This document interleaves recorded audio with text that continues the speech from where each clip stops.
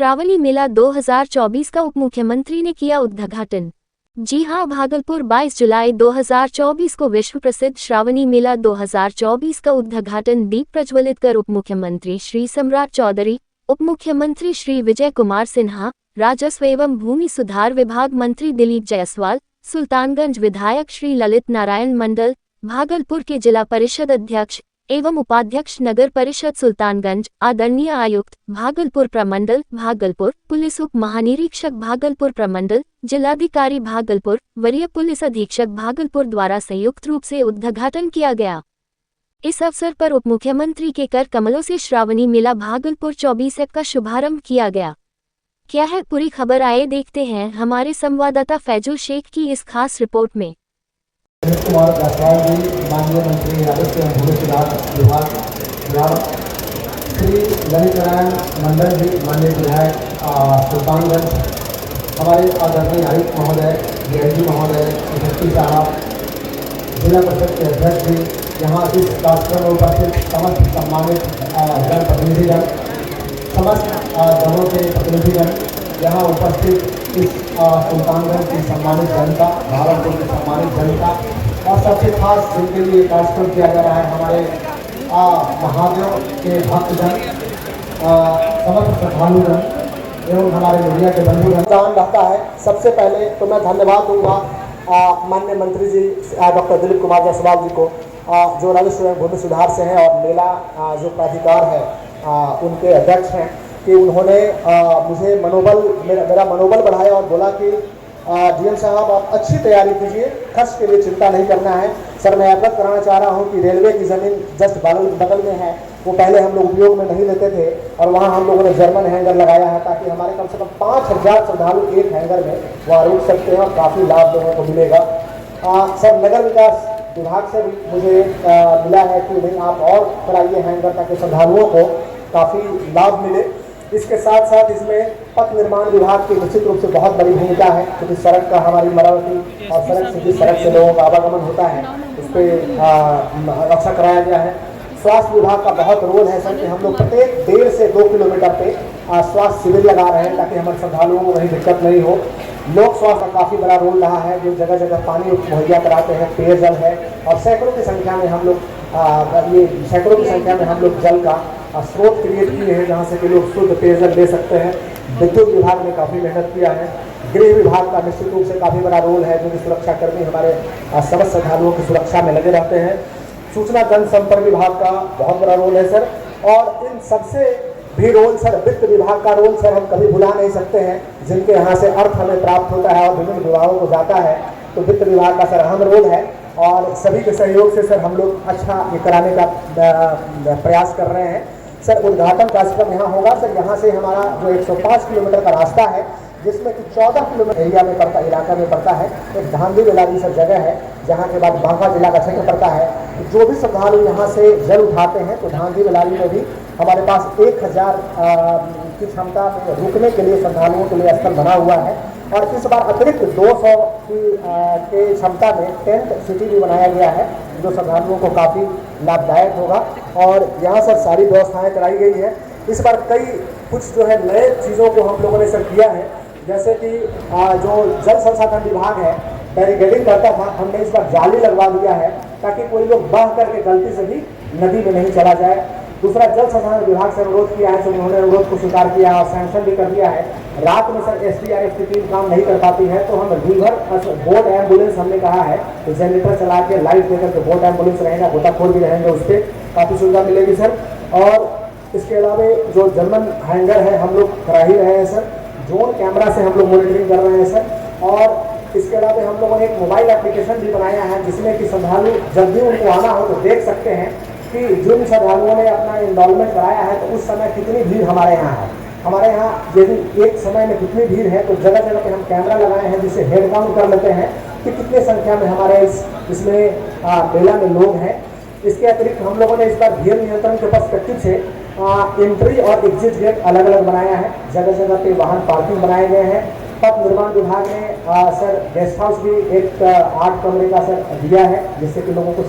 काफ़ी सुविधा मिलेगी। और मैं सर आग्रह करूंगा जिलाधिकारी होने के नाते, सर ये रेलवे की हमारी जमीन है, वो उनके किसी पर्पस की नहीं है। हमने सर राजस्व एवं भू विकास विभाग को प्रस्ताव भेजा है, सर 15 एकड़ जमीन मिल जाएगी तो श्रद्धालुओं के लिए बड़ी बात हो जाएगी। क्योंकि सर जब अगवानी पुल बन जाएगा सर, इस पुल के बाद काफी संख्या में लाखों श्रद्धालु यहीं पे सर को आएंगे, तो वाहन पड़ाव स्थल भी हो जाएगा। और हमारे पास यहाँ पे सर हम कम से कम चाहते हैं कि 1000 श्रद्धालुओं का एक आवासन स्थल, जो टेम्पररी आवासन स्थल बन जाए तो काफी सुविधा होगी। Thank you very much sir.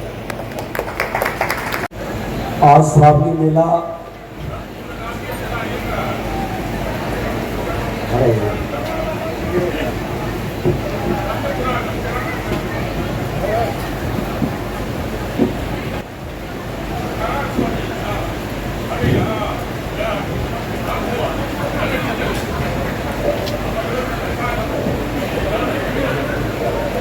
बोलो आज गैबी नाथ की। आज हमारे बीच श्रावणी मेला 2024 के श्रावण के प्रथम दिन का प्रारंभ बाबा भोलेनाथ का जलाभिषेक अजगैबी नाथ से हमारे कांवरिया बंधु भगवान शिव के भक्त यहाँ से 105 किलोमीटर लेकर जाते हैं। और इस अवसर पर हमारे बिहार के उप मुख्यमंत्री, भारतीय जनता पार्टी के प्रदेश अध्यक्ष माननीय श्री सम्राट चौधरी जी, भूमि राजस्व मंत्री माननीय दिलीप कुमार जायसवाल जी, माननीय विधायक, आपके लोकप्रिय स्थानीय विधायक श्री ललित नारायण मंडल जी, जिला पार्षद के अध्यक्ष मिथुन यादव जी, जदयू के नेता श्री राजकुमार सिंह जी, भारतीय जनता पार्टी के जिलाध्यक्ष संतोष कुमार जी, जदयू के जिलाध्यक्ष विपिन बिहारी सिंह जी, श्री राजकुमार गुड्डू जी, माननीय सभापति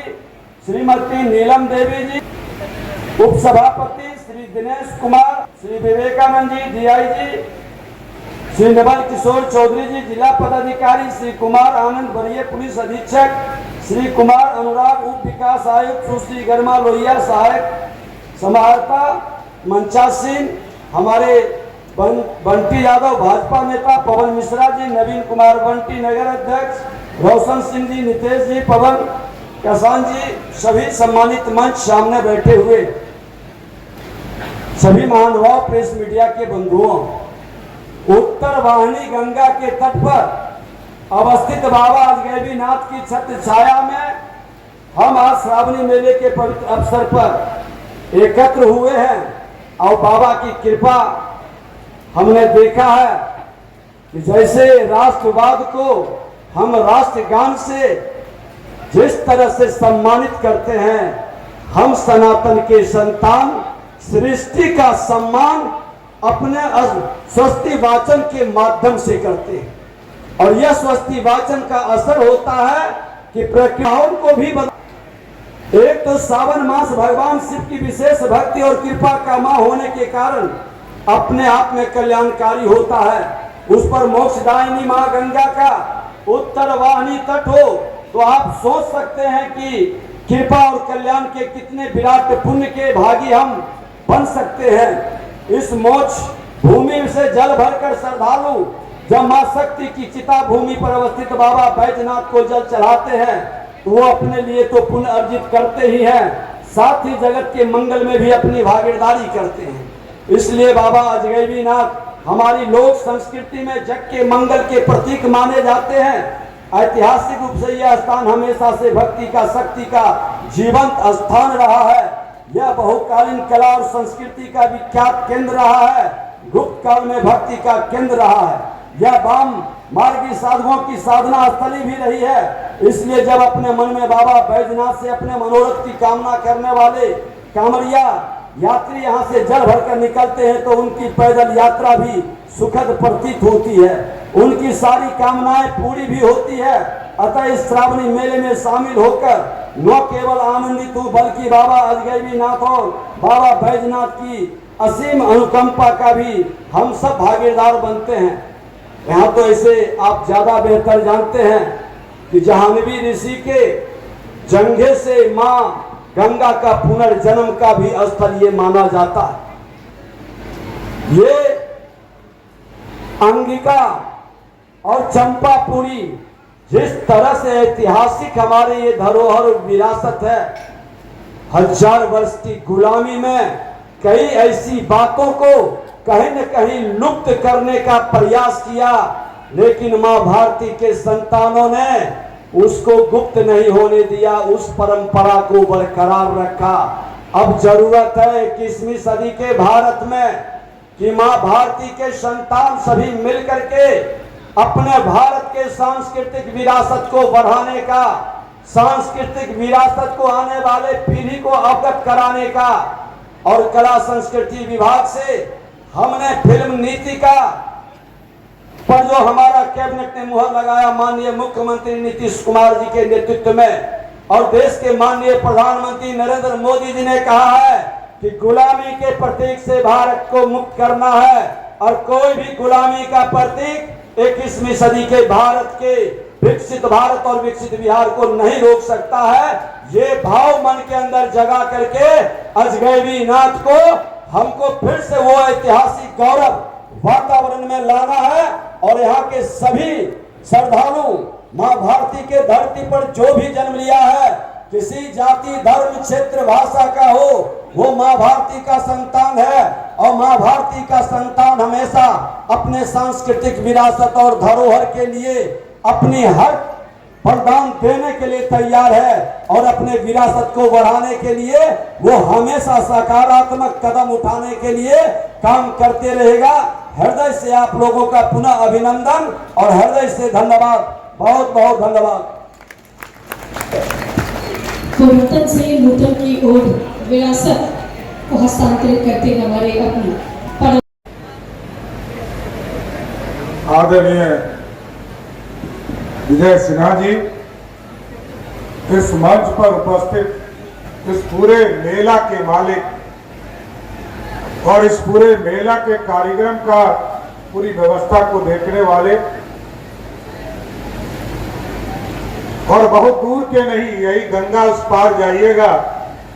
तो जिस तरह इधर हम 15 किलोमीटर जाएंगे तो मेरा घर आता है, और उधर 15 किलोमीटर जाइएगा तो मेला मालिक है डॉक्टर दिलीप जायसवाल जी, जो राजस्व मंत्री है, उनका घर पड़ता है। इस मंच पर उपस्थित यहाँ के लोकप्रिय विधायक ललित नारायण मंडल जी, जिला परिषद के अध्यक्ष मिथुन जी, आदरणीय राजकुमार सिंह जी, यहाँ के नगर परिषद के चेयरमैन राजकुमार गुड्डू जी, नीलम देवी जी, इस मंच पर उपस्थित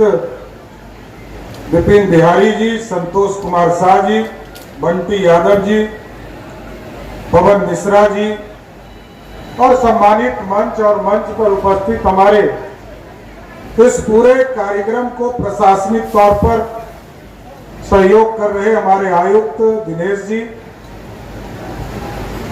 आईजी भागलपुर विवेकानंद जी, जिलाधिकारी नवल किशोर चौधरी जी, एसएसपी कुमार आनंद जी, उप विकास आयुक्त कुमार अनुराग जी, और इस मंच पर उपस्थित तमाम नेतागण, पदाधिकारीगण, और इस मंच के सामने उपस्थित इस मेला के उद्घाटन समारोह में आए हुए तमाम भाइयों, बुजुर्गों,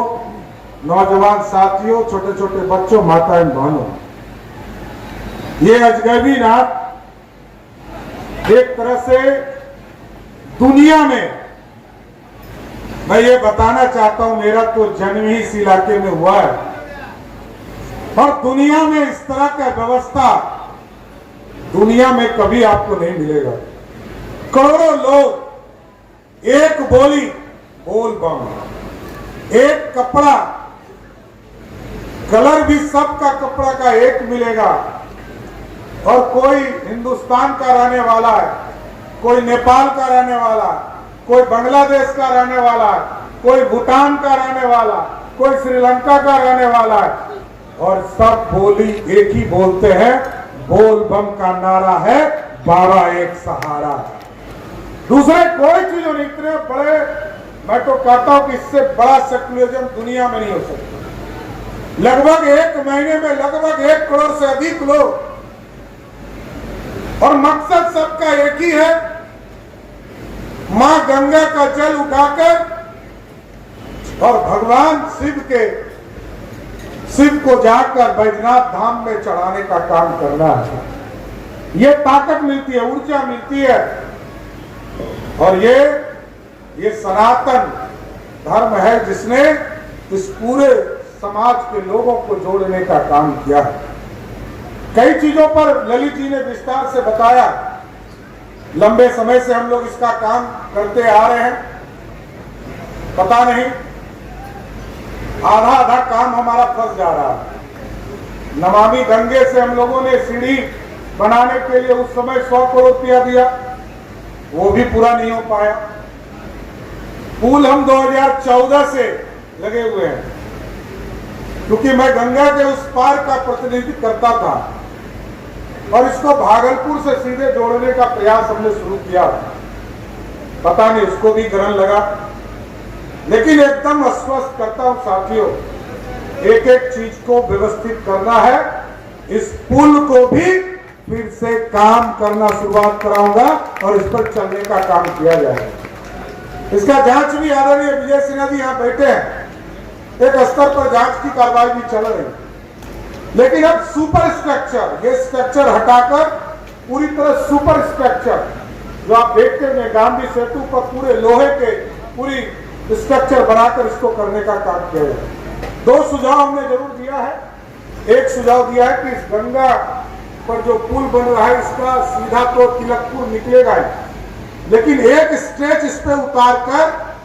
कांवरिया को गंगा स्नान करने का एक रास्ता भी बनाना है। और साथ ही साथ पूरे सुल्तानगंज, जब सावन का महीना होता है, भादो होता है,